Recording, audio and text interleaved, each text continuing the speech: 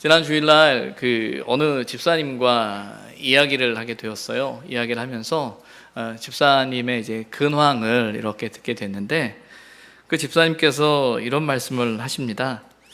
하나님의 인도하심과 하나님의 뜻을 알긴 알겠는데 그것을 견디는 일이 참 힘듭니다 라고 이야기를 하고 있어요.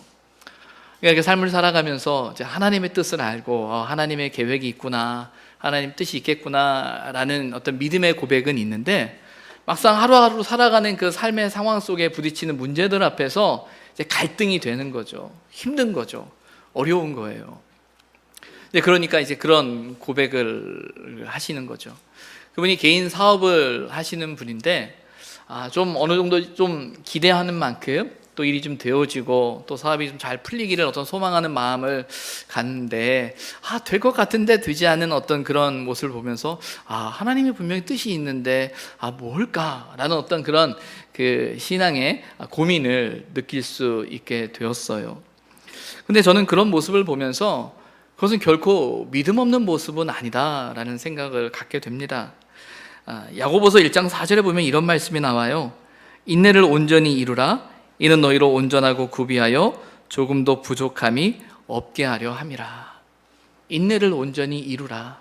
그 인내함을 통해서 하나님의 뜻이 이루어지는 것이고, 그리고 우리가 인내함을 통해 하나님의 역사가 이제 우리의 삶 속에 이루어져 감을 야고보서 기자는 우리에게 말씀하고 계십니다.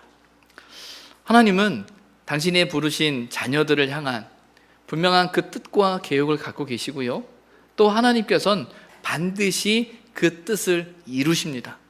우리가 믿음을 가지고 인내하며 저와 여러분에게 주어진 삶의 자리를 이제 견뎌낼 때 하나님의 놀라운 역사를 저와 여러분은 경험하게 되는 것입니다. 때로는 고민스럽고 때로는 힘들고 어려울 때 하나님께서 우리의 마음속에 말씀하시고 또 깨닫게 하시고 알게 하시는 거죠. 또 그 하나님의 음성, 바로 그것이 저와 여러분의 삶을 이끌어 가시는 성령의 역사라는 사실을 우리는 깨달아 알아야 합니다. 오늘 우리가 함께 읽은 이 본문은요, 우리와 함께 하시고 또 우리에게 당신의 소명을 주시는, 또 그것을 이루어 가시겠다라고 말씀하시는 하나님의 음성을 우리는 듣게 됩니다. 7절을 보면 이렇게 고백합니다.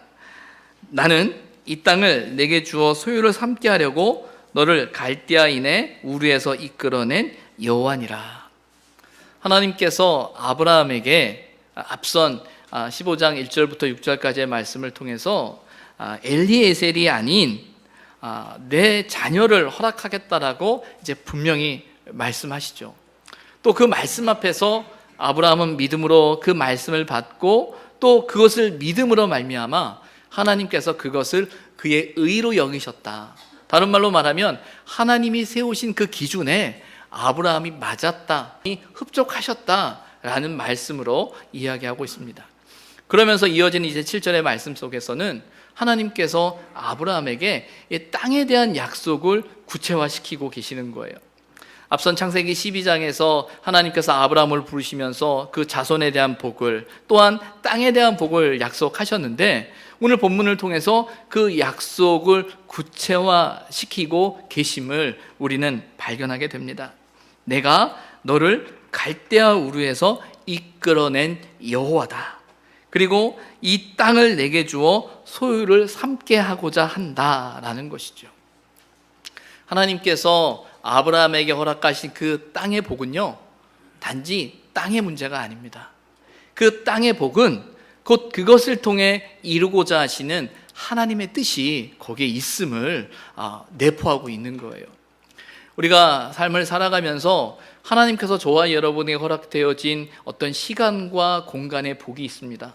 때로는 저와 여러분의 삶 속에 주시는 하늘의 복들이 있어요. 또 하나님의 은혜가 있죠. 그 은혜는요, 그 복은요, 그 형통은요, 하나님의 거룩하시고 온전한 뜻을 이루고자 하는 하나님의 뜻이 있음을 저와 여러분은 분명히 알아야 한다는 거예요. 믿음으로 사는 우리에게 허락되어진 그 시간과 공간, 그것은 우리를 통해 이루실 하나님의 뜻과 하나님의 계획과 하나님의 섭리의 영역이란 사실을 저와 여러분은 믿음으로 고백해야 한다는 것입니다. 우리가 그것을 믿을 때 그러면 그것을 어떻게 알 수 있겠습니까? 오늘 이어지는 8절의 말씀을 보게 되면 아브라함이 그런 마음으로 하나님 앞에 묻는 거예요. 하나님, 알겠습니다. 당신께서 그런 뜻을 갖고 계신 것을 제가 알겠는데 도대체 구체적으로 무엇으로 그것을 제가 확인할 수 있겠습니까? 무엇으로 알겠습니까? 라고 아브라함은 하나님 앞에 질문하고 있습니다. 앞선 15장 1절과 6절의 말씀을 이야기하면서 아브라함의 그 질문을 단지 믿음 없음의 의심의 질문이 아니라 하나님과의 더 깊은 인격적인 만남 속에서 나오는 질문이라고 말씀드렸어요. 하나님이 함께 하신다라는 그 믿음의 고백 속에서 나오는 질문이라고 말씀을 드렸죠. 그래서 오늘 이 질문 속에서도 그 하나님을 향한 믿음의 고백이 담겨져 있음을 우리는 알아야 합니다. 제가 이 새벽 예배를 인도하고 나서 늘 앉아서 이제 기도하는 그 기도의 제목 중에 하나가 그거예요. 하나님, 이 의선교회를 통해서 하나님의 뜻이 이루어져야 할 터인데 그것이 무엇입니까? 하나님께서 분명한 계획을 갖고 계시고 하나님의 뜻이 있는데 또한 하나님께서 저를 통해서 행하시는 일들이 있는데 하나님의 계획이 있는데 그래서 하나님께서 지금까지 인도하셨는데 하나님, 그것이 무엇입니까? 이제 어떻게 하길 원하십니까? 어떻게 하는 것이 하나님의 뜻입니까? 라고 질문하게 돼요. 그래서 하나님 이렇게 해주십시오, 하나님 이렇게 되어야 합니다가 아니라 무엇이 당신의 뜻입니까? 무엇이 하나님이 원하시는 일입니까? 하나님, 그 일이 어떻게 되어야 합니까? 라는 그 질문을 하게 되는 것이죠. 그런 면에서 아브라함의 무엇으로 알릴까라는 어떤 그 고백은요, 어떤 면에서는 하나님의 뜻에 대한 확신과 그의 그 믿음 가운데 그것이 온전히 이루어지기를 소망하는 그의 고백이다라고 우리는 생각해야 할 것입니다. 그렇게 하나님 앞에 묻지요. 무엇으로 알릴까? 그때 하나님께서 대답을 하십니다. 그래서 이어지는 이 말씀 9절부터 이제 21절까지의 말씀은 하나님의 두 가지 대답이 담겨져 있어요. 먼저는 9절부터 11절까지 그리고 17절부터 21절까지의 말씀이 이제 하나의 내용으로 묶여집니다. 이것은 무엇이냐면 하나님께서 아브라함과 이제 계약을 맺으시는 장면이 나와요. 그래서 주석에 보면 피의 계약 규정이다라는 말로 오늘 본문에 나오는 언약 체결식을 이제 설명을 하는데, 오늘 본문에 보게 되면 하나님께서 아브라함에게 3년 된 암소와 또 3년 된 암염소 또 3년 된 순양과 산비둘기 집비둘기 새끼를 가져오라, 그리고 그것을 쪼개놓으라 라고 이야기하고 계세요. 그 시대적인 배경 속에서 오늘 이 제물을 이렇게 준비하는 것은 무엇을 의미하냐면 언약 체결식을 의미하는 거예요. 그래서 당사자 간에 언약을 맺을 때 짐승을 잡아서 그것을 반으로 쪼갭니다. 그리고 그것을 쪼개 놓은 다음에 그 사이를 이 계약의 당사자들이 걸어감으로 그 계약을 체결하게 돼요. 근데 왜 짐승을 쪼개 놓느냐, 왜 그 사이를 걸어가느냐라고 할 때 이 짐승이 쪼개진 것을 보면서 둘 중에 누구라도 이 계약을 이행하지 않는다면 이 짐승이 쪼개진 것처럼 누가 그 책임을 지고 죽게 될 것이다 라는, 어찌 보면 그 계약의 그 엄중함을 상징적으로 이야기하고 있는 게 이 피의 언약 체결식이라는 거예요. 그래서 그 언약 체결식을 아브라함을 통해서 이제 준비하게 하시는 거죠. 아브라함은 그 언약식이 갖는 상징성 의미를 알았어요. 그래서 그 짐승을 쪼개놓고 이제 그 길을 통과함으로 이 언약이 완성되어지는 그 상징적인 의미를 그가 이해하고 있었다라는 거죠. 그런데 본문 17절에 보게 되면 뭐라고 나와 있냐면 17절 말씀 이렇게 나와 있습니다. 해가 져서 어두울 때 연기 나는 화로가 보이며 타는 횃불이 쪼갠 고기 사이로 지나더라라고 되어 있어요. 이 계약의 당사자가 누굽니까? 아브라함과 하나님, 여호와죠. 그 길을 아브라함이 통과를 해야 되는 거거든요. 그런데 오늘 본문에 보게 되면 연기나는 화로가 보이며 타는 횃불이 쪼갠 고기 사이를 지나더라라고 되어 있어요. 연기나는 화로, 타는 횃불이 상징하는 것이 무엇이냐면 하나님이에요. 하나님께서 걸어가야 할 그 길을 하나님이 걸어가시는 거예요. 아브라함이 걸어가야 하고 아브라함이 그 언약을 완성하고 언약에 대한 계획을 맺어야 되는데 당신이 그 길을 걸어가신 거예요. 어떤 의미일까요? 어떤 의미입니까? 하나님께서 이 언약을, 내가 이 계약을 반드시 이룰 것이다라는 하나님의 약속인 거죠. 아브라함의 입장에서는 하나님의 말씀하시는 그 말씀을 듣습니다. 그것을 믿어요. 그러나 하루하루 살아가는 삶의 상황들 앞에서 그의 고민, 인간적인 고민이 없을 수 없죠. 그래서 묻는 거죠. 하나님 무엇으로 알겠습니까? 그러면서 하나님께서 그의 질문에 그 언약 체결식을 통해서, 그리고 언약의 완성이 너에게 달린 것이 아니라 나에게 달린 것이다. 그리고 내가 반드시 이룰 것이다 라는 그 말씀을 하시면서 그 쪼갠 짐승 사이를 여호와께서 지나가신 거예요. 아브라함이 어떤 생각이 들었을까요? 아브라함 마음에, 그렇구나, 하나님이 하시는 거구나, 하나님이 보여주시는구나, 하나님이 말씀하시는구나 라는 사실을 깨닫게 되고, 하나님의 임재하심을, 하나님의 역사하심을, 하나님이 일하실 것을 그는 다시 한번 확인하고 있는 거죠. 그런데 중요한 것은 이어지는 12절부터 16절까지의 말씀이에요. 아브라함이 깊은 잠에 빠졌다라고 되어 있습니다. 그러면서 13절에 보면 뭐라고 나와 있냐면, 너는 반드시 알라라고 이야기하고 있어요. 너는 반드시 알라. 앞선 말씀에서 아브라함이 하나님께 묻잖아요. 무엇으로 알겠습니까? 무엇으로 알리까? 라고 물어요. 그에 대한 대꾸예요. 하나님이 너는 반드시 알아야 될 일이 있다 라고 말씀하고 계십니다. 어떤 일이에요? 그 일이, 오늘 본문을 보게 되면 하나님께서 아브라함과 그 아브라함의 자손을 통해 나타날 그 일을 이야기하고 계시는데, 오늘 본문에 보면 이렇게 이야기합니다. 내 자손이 이방에서 객이 될 것이다. 그리고 너희는 그들을 섬기게 될 것이고 내 자손을 괴롭히리라. 너는 이방의 객이 될 것이고 너는 종이 될 뿐만 아니라 그들이 너를 괴롭히게 될 것이다 라고 말씀하고 계시는 거예요. 어떤 이야기를 언급하는 것이죠? 우리가 성경의 이야기를 알고 있잖아요. 출애굽의 사건을 알잖아요. 하나님께서 이스라엘 백성을 출애굽시키시는 그 사건 속에 하나님의 역사가 있음을, 또 그 일이 너희 자손에게 일어날 것임을 성경은 분명히 이야기하고 있는 거예요. 하나님께서 그들을 구원해내실 것이고 그 나라를 내가 징벌하고 그들을 구원해내시고 4대 만에 이 땅으로 돌아오게 할 것이다. 그러면서 16절에 보게 되면 아모리 족속의 죄악이 아직 가득 차지 아니하였다라고 이야기하고 있어요.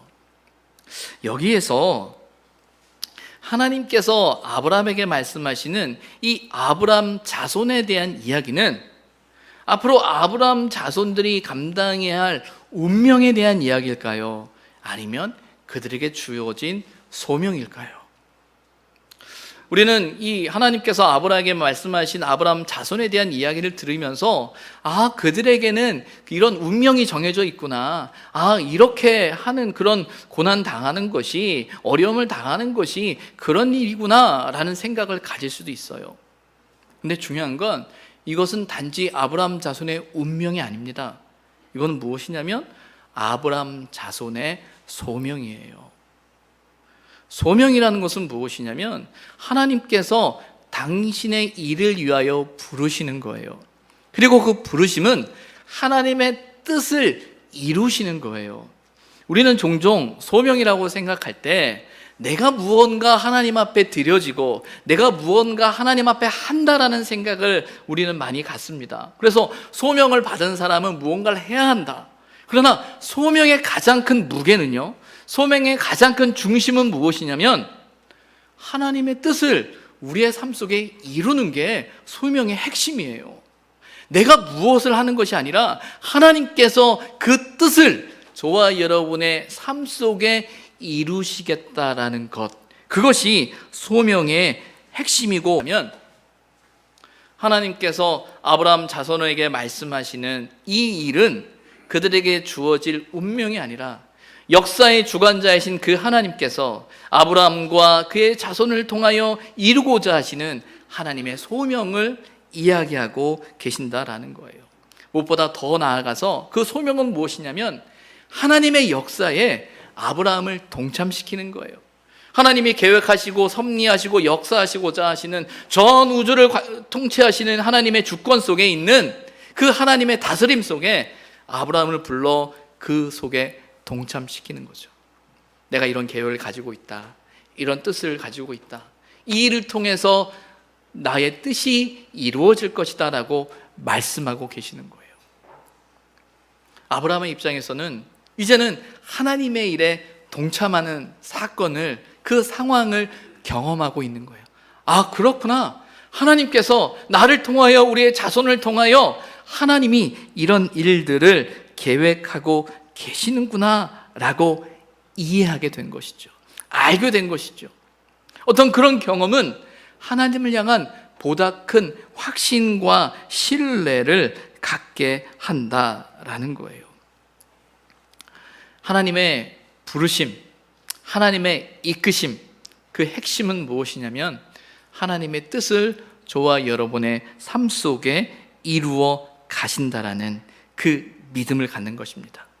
때로는 그것이 고난의 자리고 아픔의 자리고 힘든 삶의 자리라 할지라도 아, 하나님께서 이렇게 하시는구나 라는 그것을 믿음의 눈으로 바라볼 때 그 일들을 통해 하나님의 놀라운 역사가 이루어지게 된다라는 것이죠. 아브라함은 하나님께 묻습니다. 무엇으로 알리일까?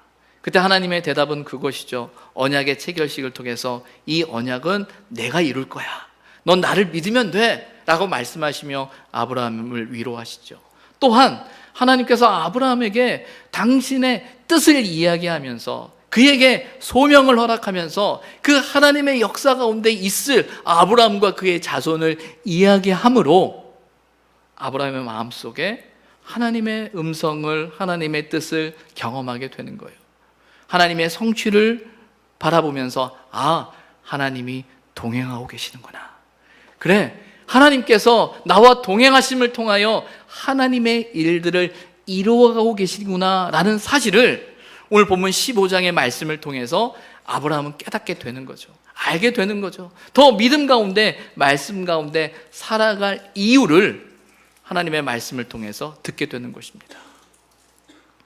본문의 말씀을 묵상하면서 이런 생각을 해보게 됩니다. 아브라함에게 나타나신 하나님의 역사, 이 계약과 그 하나님의 말씀, 그것이 무엇일까? 그것은 궁극적으로 아브라함을 향한 하나님의 뜻을 알게 하신다라는 거예요. 알게 하신다라는 거. 오늘은 성령 강림절이에요. 성령께서 마가의 다락방에 임재하심을 통해 하나님의 놀라운 성령의 역사가 임재하는 날을 우리는 기념합니다. 이 오순절 성령 강림의 사건을 통해서 하나님의 교회가 세워져요. 그런데 여러분, 이 성령 강림절의 가장 큰 핵심이 무엇일까요? 우리가 성령 강림절을 이야기하면서 성령에 대한 이야기를 하면서 우리는 무엇에 대해서 많은 관심을 갖냐면 성경에 기록되어져 있는 오순절 마가 다락방에 임했던 성령의 역사가 방언을 통하여 또 놀라운 이적과 기적을 나타내는 일들에 우리에게는 관심을 갖습니다. 그러나 예수님께서 강조하셨던 성령의 역할, 성령의 오심의 핵심은 무엇이냐면 요한복음 14장에 예수님께서 제자들을 향하여서 성령에 대한 말씀을 하시는 핵심적인 장인데 그 장을 시작하면서 예수님께서 뭐라고 말씀하시냐면 너는 마음에 근심하지 말라. 하나님을 믿으니 또 나를 믿으라 라는 말씀으로 시작을 하세요. 이 말씀은 무엇이냐면 제자들의 마음속에 예수님이 떠나신다라는 그 두려움이 있는 거예요. 걱정이 있는 거예요. 아니 그냥 흘려만 들었던 그 말인데 이제 예수님께서 떠나신다고 말씀하시는데, 죽었다가 다시 사신다고 말씀하시는데, 그것이 당신의 가야 할 길이라고 말씀하시는데 도무지 이해할 수가 없는 거죠. 그러나 점점 그 날이 가까워오는 모습을 보면서 제자들 마음 가운데 두려움이 있는 거예요. 근심하는 거죠. 그때 하나님께서, 예수님께서 하시는 말씀이 뭐냐면 두려워하지 말라, 근심하지 말라라고 이야기를 하세요. 그러면서 내가 너희를 고아와 같이 두지 않을 것이다, 성령이 오셔서 너와 함께 할 것이다 라고 말씀하시는 거죠. 그래서 요한복음 14장 26절에 보면 이렇게 말씀을 하세요. 보혜사 곧 아버지께서 내 이름으로 보내실 성령, 그가 너희에게 모든 것을 가르치고 내가 너희에게 말한 모든 것을 생각나게 하리라. 그리고 평안을 너희에게 주노라 라고 말씀하시면서 마음에 근심하지 말고 두려워하지 말라라고 말씀하세요. 결국은 그들의 두려움과 염려와 걱정, 그들이 모르기 때문에 두려워하는 그 두려움들이 성령의 임재하심 속에, 성령의 오심을 통하여 깨닫게 되고 알게 되는 역사가 나타나는 거죠.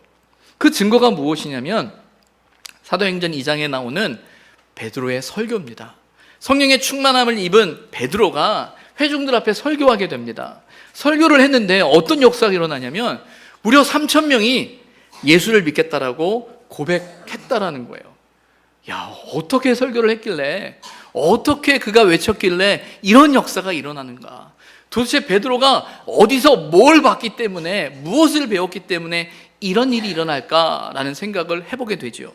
그러나 그 베드로의 고백 속에서 그가 정말 깨달았던 것이 무엇인지 알게 되는데, 사도행전 2장 36절에 보면 베드로가 이런 고백을 해요. 그런즉 이스라엘 온 집은 확실히 알지니 너희가 십자가에 못 박은 이 예수를 하나님이 주와 그리스도가 되게 하셨느니라. 베드로의 그 외침, 베드로의 설교의 그 핵심은 무엇이냐면 지금까지는 몰랐던 그 일들이 성령의 오심을 통해서 이 모든 일이 하나님의 구원의 역사라는 사실을 깨닫게 되는 거예요. 하나님께서 우리를 구원하시기 위한 하나님의 역사라는 거예요. 십자가에 못 박은 이 예수를 하나님이 주와 그리스도가 되게 하셨다라는 사실을 성령의 임재하심을 통해 깨닫게 되고 확신을 갖게 되는 것이죠. 그것을 알았기에 흔들림 없는 그의 확신과 고백 속에서 외쳤을 때 듣는 이들이 그 십자가에 못 박은 예수를 통하여 우리가 구원받을 수 있음을 성령의 역사하심 가운데 깨닫게 되고 알게 되는 역사가 일어나는 거죠. 이 역사 이후에, 이 사건 이후에 무엇이 생겼습니까? 무엇이 생겼어요? 교회가 생긴 거예요. 교회가. 그래서 성령의 역사는요, 저와 여러분의 삶 속에 하나님의 뜻을 깨닫게 하는 역사가 있는 거예요.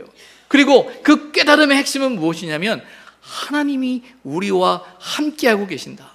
하나님께서 저와 여러분의 삶을 통하여 하나님의 일을 이루어 가신다라는 사실을 성령을 통해서 알게 되는 겁니다. 그리고 알므로만 끝나는 것이 아니라 그 성령의 역사를 통하여 교회가 세워진 것은 그들에게 소명이 생긴 거예요.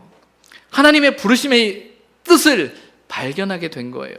하나님의 뜻을 알았기에 교회를 통해서, 하나님이 세우신 교회를 통해서 하나님의 뜻이 전파되어지는 그 소명의 역사가 그들에게 나타나기 시작했다라는 거죠.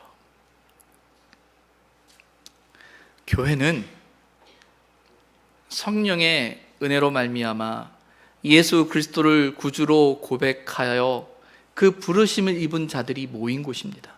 그리고 그 부르심을 입은 자들이 그들의 삶을 통하여 세상 가운데 예수 그리스도를 증거하는 그 소명을 감당하는 곳이 바로 교회여야 하는 거예요. 교회는 친목 모임이 아닙니다. 교회는 반가운 사람들, 좋은 사람들, 친한 사람들이 모여서 함께하는 곳이, 그것만이 교회가 아니에요. 교회의 가장 큰 핵심은 성령의 역사 가운데 하나님의 뜻을 깨달아 알 뿐만 아니라 하나님께서 우리에게 허락해 주신 그 소명을 깨달아 알고 그 소명의 역사를 이루어 가야 하는 곳이 바로 교회여야 함을 우리는 깨달아 알아야 한다는 거예요.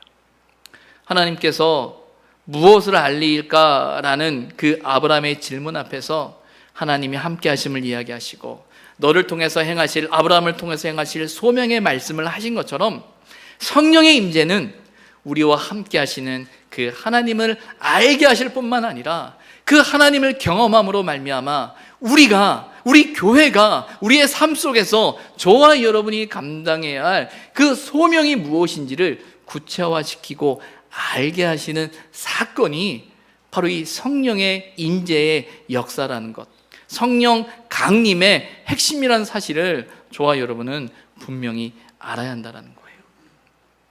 여러분, 성령이 우리와 함께 하심을 믿습니까? 성령께서 우리의 삶을 붙들고 계심을 믿습니까? 하나님은 반드시 여러분의 고백처럼, 우리의 고백처럼 성령의 함께 하심을 통하여 우리의 삶을 향한 하나님의 뜻을 이루어 가실 것입니다. 하나님이 허락하신 시간과 공간 속에 하나님의 뜻을 이루어 가실 거예요. 우리는 그 하나님을 신뢰하며 그 하나님의 뜻을 조차 살아가야 합니다. 그리고 그 뜻을 조차 살아가고자 몸부림칠 때 그 몸부림 가운데 함께 하시는 그 하나님께서 반드시 당신의 뜻을 이루실 것입니다. 또한 그 믿음의 고백을 저와 여러분이 가지고 있다면 우리에게 주어진 그 소명을 놓치지 말아야 됩니다. 저와 여러분 각자에게 주어진 삶의 영역과 상황 속에서 그 우리의 만남과 관계 속에서 감당해야 할 영적인 소명이 있을 거예요. 하나님이 이루기를 원하시는 그 뜻이 있을 겁니다. 우리는 그것을 깨달아 알아야 됩니다. 또한 하나님께서 의손교회로, 우리 의손의 공동체로 이곳에 우리를 세우시고 이곳 가운데 성령의 역사로 우리를 하나 되게 하셨음을 믿는다면 저와 여러분이 감당해야 할, 우리 교회가 감당해야 할 영적인 고백이 우리에게 있어야 됩니다. 그 소명의 핵심은요, 이 교회를 통하여 예수 그리스도가 증거되어지는 거예요. 이 땅 가운데 오직 예수 그리스도만이 우리의 구주가 되심을 고백하는 증거가 저와 여러분에게 필요하다라는 거예요.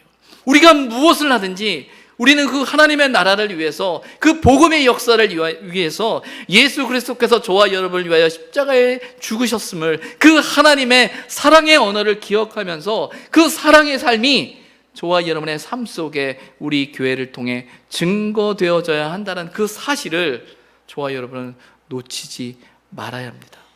바로 그것이 성령께서 오늘 저와 여러분의 삶 가운데 역사하고 계시고 일하고 계시는 증거라는 사실을 우리는 기억해야 한다는 거예요. 하나님은 당신의 자녀를 결코 잊지 아니하십니다. 너희를 고아와 같이 내버려 두지 아니할 것이다 라고 말씀하십니다. 성령을 보내주신다라고 말씀하십니다. 그 성령을 통하여 일하신다라고 말씀하십니다. 우리의 삶을 통하여, 우리의 호흡을 통하여, 우리의 인생을 통하여 일하실 그 하나님을 신뢰하며 하나님의 뜻이, 우리를 향한 하나님의 소명이 온전히 이루어지기를 소망하며 순종하며 살아갈 수 있는 저와 여러분이 되기를 주님의 이름으로 부탁을 드립니다. 기도하겠습니다.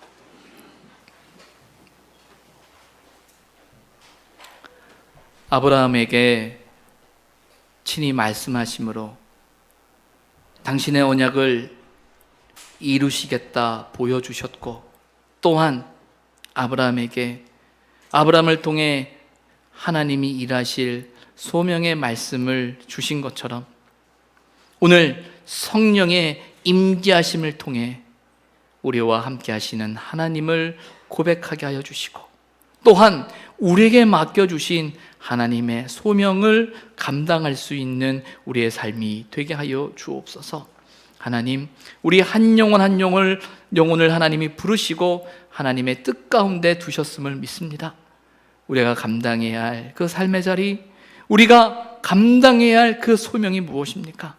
성령 하나님 함께하여 주셔서 하나님이 함께하심으로, 성령이 함께하심으로 우리의 삶을 통하여 이루어야 할 그 소명 감당하게 하여 주시고, 무엇보다 하나님이 세우신 이 의선 교회가 참으로 이 땅 가운데 하나님이 맡기신 그 소명을 이루는, 하나님이 기뻐하시는 교회로 세워져 가게 하여 주옵소서.